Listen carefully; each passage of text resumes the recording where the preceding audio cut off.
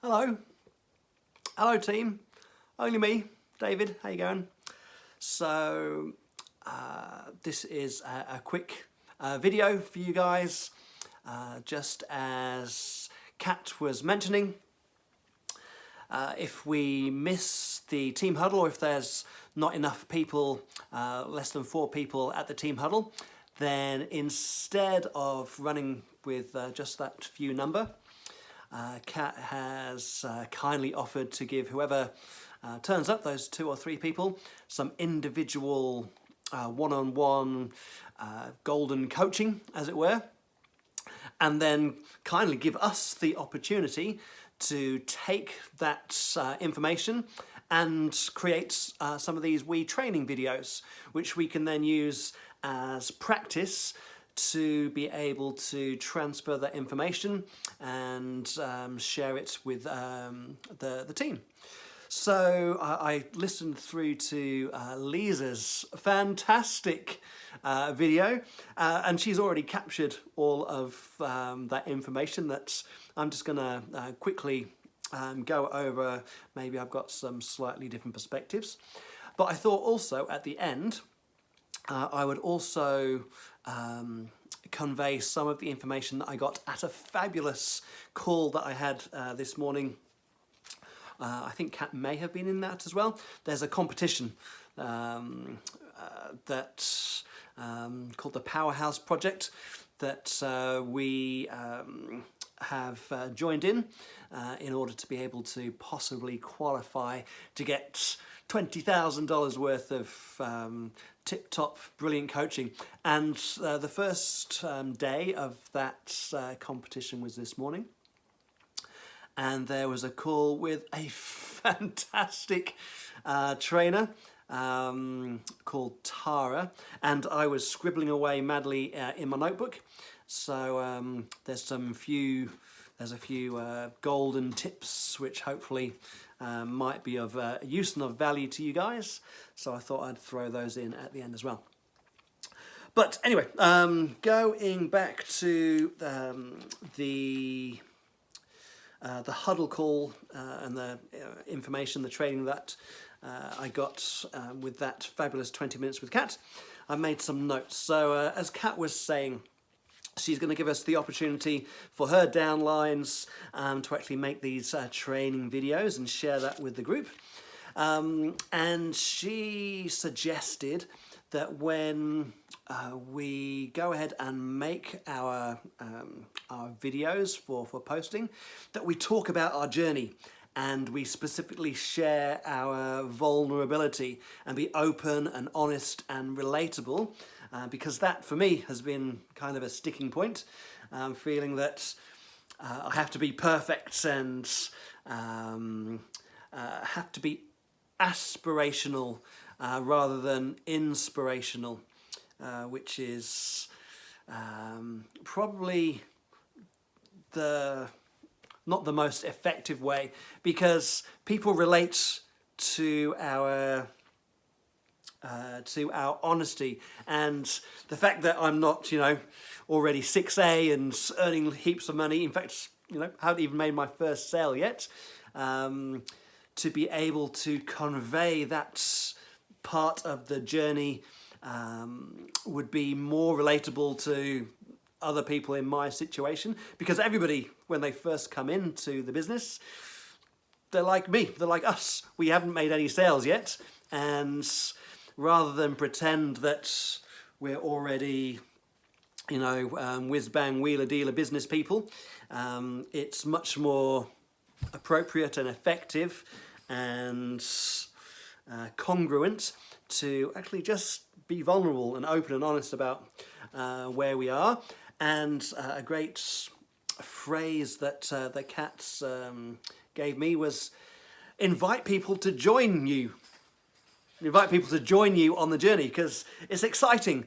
The reason that we got into the business is different for everybody, but whatever it is, there's an excitement, or in my case, a desperation. There's an energy there, and to be true to that energy, convey that energy, convey that truth, and people will connect and resonate with that. Okay, so that was the initial part, and then as Lisa was saying, the next part is a suggestion when we get those objections to make small little videos capturing the answers to those objections, so that in future when we get those objections, rather than spending the time running through them, we can just refer people to the little 5-minute videos we've made on YouTube, link to that, and it's a quick way to kind of automate our time. And by doing that, creating those videos, we're also going to be resonating, or we're going to be confirming in our mind and building some clarity around those. What I found on the freedom era, if that's something that people have access to, or if not, you can just ask me and I'll be able to send you. They've done a wee handout called Handling Objections, and in this there are pages and pages of what objections you might encounter, and then some example responses. So, for example, I don't have the time to commit to now to commit to something new. I can't afford it. It's too much money. I don't think I can do what you do and show up online. So these are all regular objections that people might find. I'm saving up for a machine, so we'll come back to you in a few months' time. This is a pyramid scheme. Not interested, or I'm worried that it's a pyramid scheme. I've done network marketing before and it didn't work. I've done network marketing before and it didn't work. Continued. My partner thinks this is a scam. It seems too good to be true. I've come from low ticket network marketing. How do I sell something that expensive? There are cheaper brands out there that do the same thing. My well has much better water without a machine. I've got a filter on my tap that works the same. Already have a reverse osmosis system in my house. I looked it up online and I have a better machine for much less money.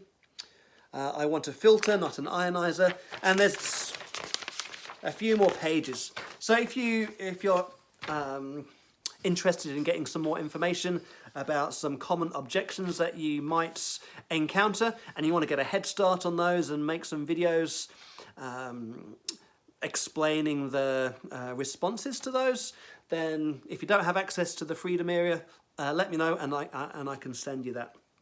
So that was objections. We talked about sharing our excitement and what it was that brought us into the business. And again, as Lisa brilliantly captured, the more we can automate our follow-up, the better, whether that's through emails or a 12-week email campaign or setting up an ebook. This is the advanced level that Kat is currently learning on her container with Bellage, using the ebook template in Canva. You can populate that and build it with some of the interactive slides that we've been doing. Okay, what else have we got? Kat encouraged get to know your team, so the people that are coming onto your team, as and when they come on, get to know them, just like Kat is getting to know us through these surveys and these huddles, etc., and to find out what they value, so that you can then tailor your interaction to what they actually value. So that's kind of, again, listen to Lisa's training video, because that captured what Kat was talking about really, really well. So in addition to that, as I said, I thought it would be really nice to also give you some of the great information that I got at that other container in that competition we're doing. So the notes that I've made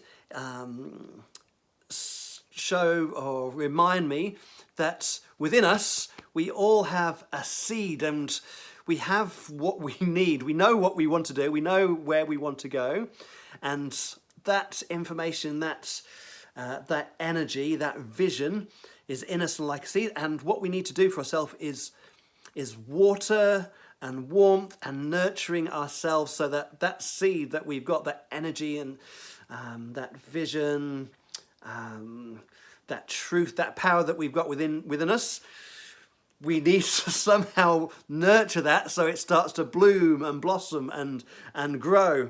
And one of the best things that I heard in this presentation was that we build our identity from what we celebrate. It was so simple but so profound. We build our identity from what we celebrate.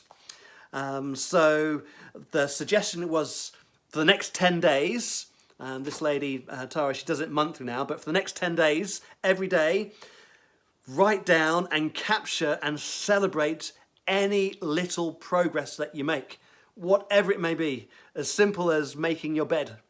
Capture it, write it down, celebrate it every day, because we all are very good at remembering all the things that we failed. We have a list of things to do, and we just focus on the things that we didn't do rather than celebrating the things that we did do.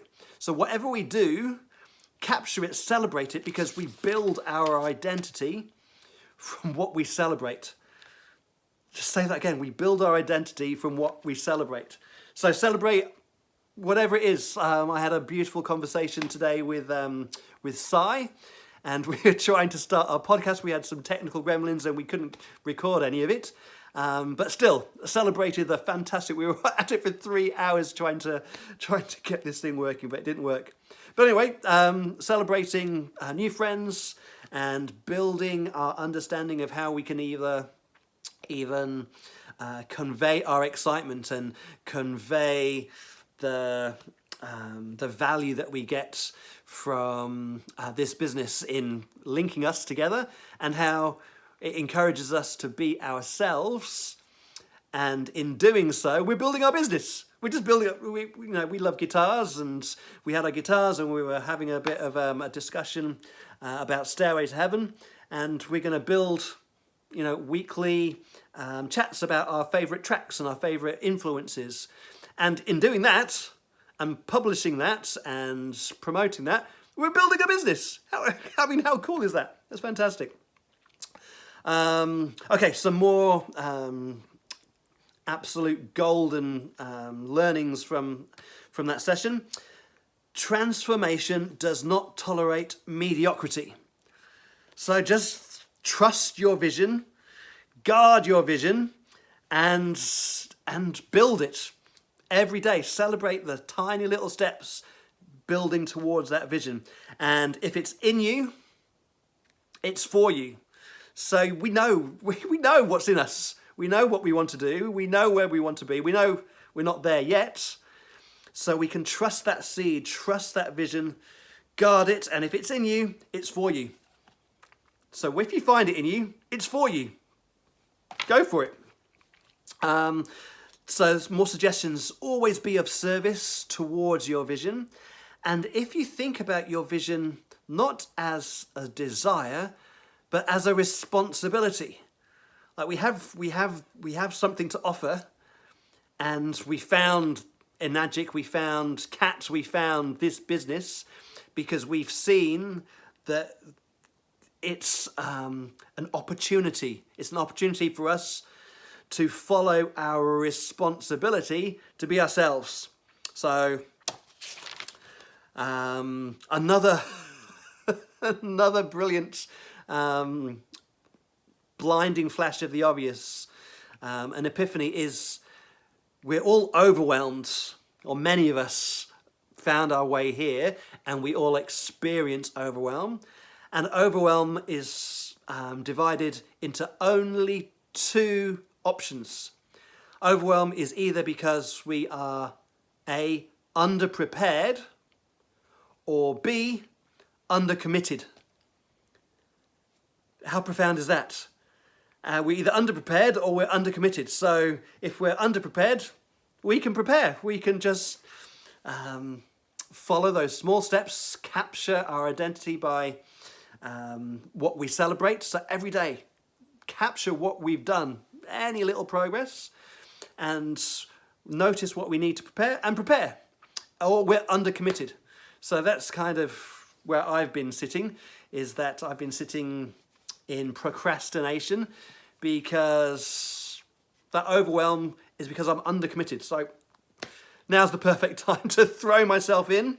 And whereas most people think build it and they will come, rather it's work, show up and serve and they will come. You can't just build it. You gotta work, you gotta do the work, you gotta show up, you gotta serve, and then they will come. Some great understandings is that oftentimes somewhere between the ages of 0 and 8, we somehow lose our joy, we lose our playfulness, and the encouragement is to go back, find the moment that you kind of gave up that joy, gave up that excitement and that love, and heal that shit. Go find out what it was, where it was. Go back, whether you need to get some professional help from I don't know what it might be. I've done a little bit of work with a hypnotherapist who I found actually on Facebook, which was profound. So that's an option. Work back, find out those instances when you were either pushed down or lost your confidence or told you weren't worthy. Whatever it is, go back and heal that shit. And that's a helpful way to cut the chains and move into your energy, move into your power. And when making our videos, sell the why. Why is it? One of the people on the video said that they were selling water, they were selling Enagic water, but Tara noticed that there wasn't an energy, there wasn't a love there. And she said, don't worry about what it is that you're selling. It's the why that you're selling. Why did you come to find Enagic? Why did you come to find the water? Was it because love of your children or some difficulty that you've encountered and desperation and you just want to change? That's the why. Sell the why rather than focusing solely on products. Obviously, there's two angles. You can sell the business, you can sell the water, but people want to connect with you. They want to connect with why are you here? How did you find Enagic? How did you find the business? And sell that. And one final thing, you're not broken. You're not broken. You might feel it. It's a reframing that will help you discover that you are not broken. And the people that have betrayed you and squashed your dreams, forgive them. Forgive them. Forgiveness is not for them, it's for you. Helps you break the chains so that you can then start to grow from your own strong foundations. And one final brilliant piece of advice. And she said, and I did this, write this down. Lighten up. Light up. Let's not take this too seriously. The more we can lighten up, the more we can make this fun, the better we'll be able to progress with love and fun and playfulness. So anyway, I'm sure I've gone on way longer than I need to. So I'm looking at the timer, 19 minutes. So hopefully I can chop this down into 2 10-minute blocks. And hopefully you got some value out of this. I know I did. And thanks again to Kat. And I'll speak to you all again soon. All right, ta-ra for now. Bye-bye.